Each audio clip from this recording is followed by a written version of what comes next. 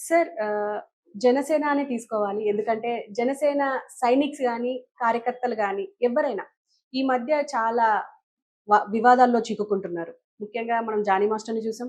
ఇప్పుడు 'కిరణ్ రాయల్' చాలా సెన్సేషన్ అయిపోయింది. ఏ సోషల్ మీడియా ఓపెన్ చేసినా 'కిరణ్ రాయల్' ఆయన ఆడియో లీక్స్ అని చెప్పేసి వస్తుంది. హ్మ్. అసలు దీనంతటిని ఎలా చూడొచ్చంటారు సార్? అంటే సహజంగా ఇందులో పార్టీలని కాదు. వ్యక్తులు రకరకాల వ్యక్తులుంటారు. ఒక పార్టీకి ఉదాహరణకు మనకు వైసీపీలో చూసుకున్నాము, తెలుగుదేశంలో చూసుకున్నాము, జనసేనలో చూసుకున్నామనుకోండి.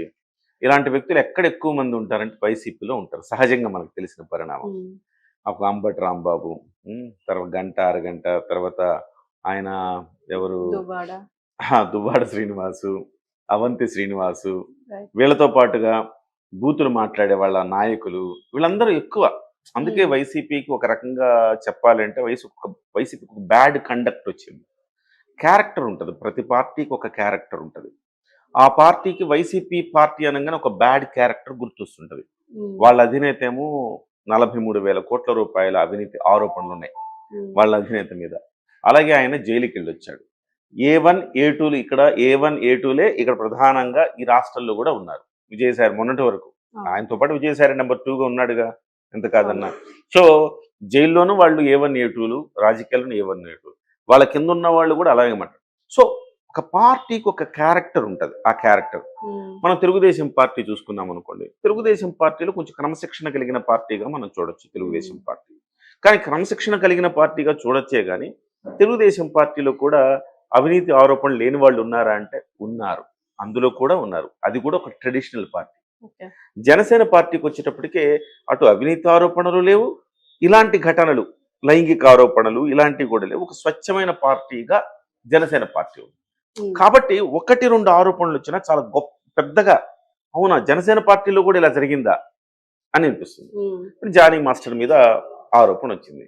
జానీ మాస్టర్ మీద ఆరోపణ రాంగానే ఏం చేశారు? జానీ మాస్టర్‌ని పార్టీ నుంచి సస్పెండ్ సస్పెండ్ చేశారు. చేశారు. పార్టీ వ్యవహారాలకు దూరంగా ఉండండి ఇది తేలేంత వరకు అని చెప్పారు. సో, ఇప్పుడు మళ్ళీ కొత్తగా కిరణ్ రాయల్ వ్యవహారం తెర మీదకొచ్చింది.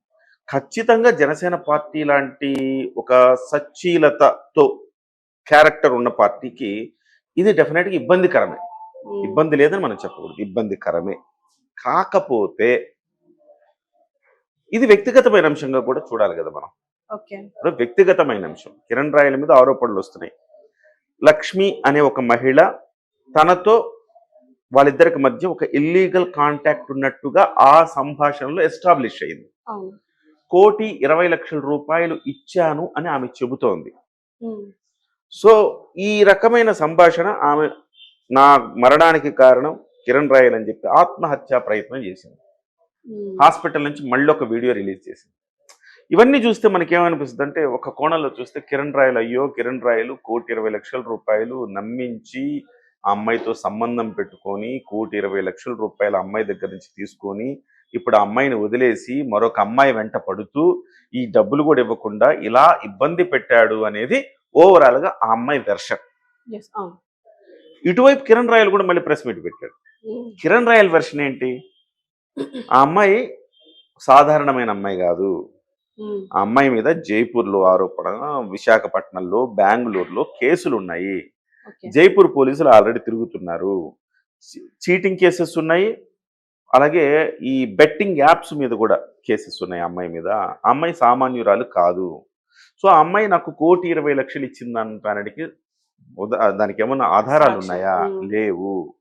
అలాగే నేను ఆ అమ్మాయికి తిరిగి సెటిల్‌మెంట్ రూపంలో డబ్బులిచ్చానని చెప్పడానికి ఆధారాలు నా దగ్గరున్నాయి అంటూ ఆమె వీడియో మళ్ళీ ఆయన రిలీజ్ చేశాడు. అందులో ఓకే. ఆమె ఏం చెప్పింది? మాకు 2013 నుంచి సంబంధం ఉంది. అంటే పరిచయం ఉంది.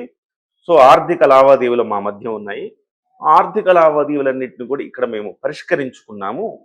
ఓవరాల్‌గా మా ముం మా మా ఇద్దరి మధ్య ఎటువంటి ఇక ఆర్థిక లావాదేవీలకి చోటు లేదు. క్లియర్డ్ హ్మ్. అని చెప్పింది. ఆడియో ఒకటి ఆ వీడియో రిలీజ్ చేశాడతను. అంటే ఈ ఆడియోలకి అంటే వీళ్ళ గొడవకి హ్మ్. అసలు కారణాలు ఏమై ఉండొచ్చంటారు సార్? కారణాలేం లేదంటే మనకేతావాత తెలుస్తున్నదేంటంటే ఓవరాల్‌గా వాళ్ళ ఆడియో టేపులన్నీ విన్న తర్వాత ఇష్టపడి ఇద్దరు కలిసారు. హ్మ్. ఇల్లీగల్ అనండి లేకపోతే సుప్రీం కోర్ట్ కూడా ఇద్దరు మనుషులు కలిసి కలవటానికి ప్రాతిపదిక ఏమీ లేదు. ఇంతకుముందు సుప్రీంకోర్టులో ఎవరైనా ఒక ఇద్దరు ఒక మగ, ఒక ఆడ కలిసి ఉన్నారంటే అది నేరం కింద పరిగణించేసేవాళ్ళు. ఇప్పుడేంటి అవును. వాళ్లకు 18 ఏళ్ళు నిండిన తర్వాత వాళ్ళు ఎవరితోనైనా ఉండొచ్చు. అయితే ఒకవేళ నీ భార్య ఇష్టం లేకుండా నువ్వు వేరే వాళ్ళతో ఉన్నావంటే డెఫినెట్‌గా అది విడాకులకి అప్లికబుల్ అయితది. విడాకులకు అప్లికబుల్ అయితే కానీ ఇది అఫెన్స్ కిందకి రాదు. నువ్వు నేరం చేసావు నేను జైల్లో వేయాలి అనే దానికి రాదు. సుప్రీంకోర్టు ఆదేశాలు కూడా అలా ఉన్నాయి. కాబట్టి ఇతను నాకు తెలుసు ఆ ఫోన్ కాల్ ఆధారంగా మనకు అర్థమవుతున్నది ఏంటంటే 2013 నుంచి వీళ్ళిద్దరి మధ్య ఒక రిలేషన్‌షిప్ ఉన్నది. ఆ రిలేషన్‌షిప్‌లో ఇతని మీద మోజుతోనో, ఇష్టంతోనో, ప్రేమతోనో ఆమె కొంత డబ్బులు ఇతనికి ఇచ్చినట్టుగా కూడా అర్థమవుతోంది. ఓకే. ఆ డబ్బులు ఏదో తనకు ఒక వ్యవసాయ భూమి ఒక ఎకరం ఉంటే దాన్ని ప్లాటింగ్స్ చేసి అమ్మేస్తే వచ్చిన డబ్బుల్ని కొంత ఇతనికి ఇచ్చానని చెబుతోంది ఆవిడ.